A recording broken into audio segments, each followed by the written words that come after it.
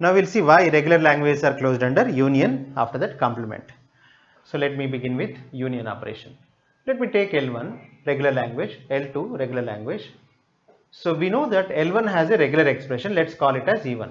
Okay, I can say that language of E1 is nothing but L1. That means language represented by your regular expression is L1. Similarly, language represented by regular expression E2 is, let's say, L2.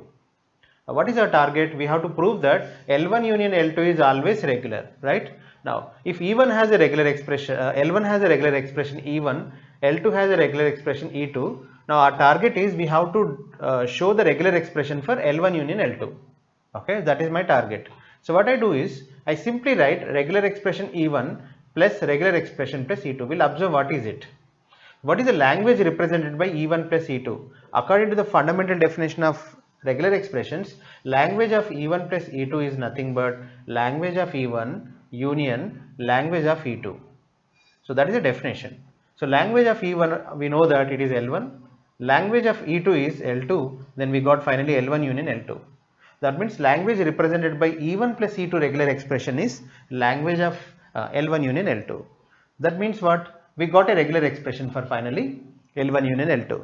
That means whenever L1 is regular, L2 is regular, then L1 union L2 also has a regular expression. That means L1 union L2 is a regular language. That's why regular languages are closed under union. Now we'll see complement. So you know the definition of complement, already I told you, right? I'm writing it. L bar is nothing but collection of strings where W such a way that W does not belongs to L, right? Okay. Now assume that let's say we have a DFA. This time I take DFA because it is difficult with regular expressions. Okay. With experience I'm telling you that it's better to take DFA. Now I assume that let's say I have a DFA. This is let's say start state, and let's say these are all final states. Maybe these are all non-final states and final states.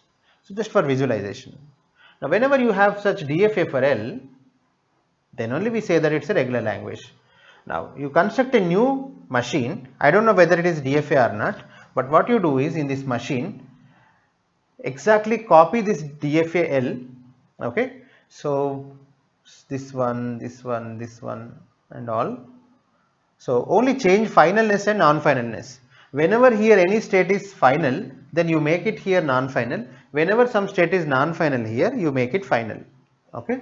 So then what happens? Example, let's say we have, for example, I am taking 5 states, but we can extend it to any number of states. So if one is non-final, then make it final. 2, 3 are non-final, make it final. So here 4 and 5 are final there, you make it non-final. That's it. Other than that, everything is same. I did not change anything. Then what happens, we'll see. Take any string W. If it belongs to your language L, what is going to happen, we will see. Whenever W belongs to L, definitely when you run your machine on W, we will go to one of the final state. Because when we go to final state in this finite automata, then in this finite automata, we will go to non-final state, correct? So the reason is final becomes non-final, non-final becomes final here. So I can say that W will go to non-final state, hence I can say W is not accepted by this machine. Now let me take any string which is rejected by this machine. If something if this machine rejects it, then on that string your machine will go to non-final state. When you go to non-final state, since that non-final state is exactly here final state, then definitely here we will go to final, and that means we accept that string. Whenever a string is accepted here, we reject it here, and whenever a string is rejected here, and we accept it. Now you tell me, is it not exactly this behavior?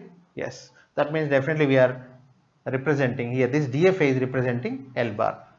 Okay, so finally we constructed a DFA for what? L bar. That means L bar should be regular. That's it.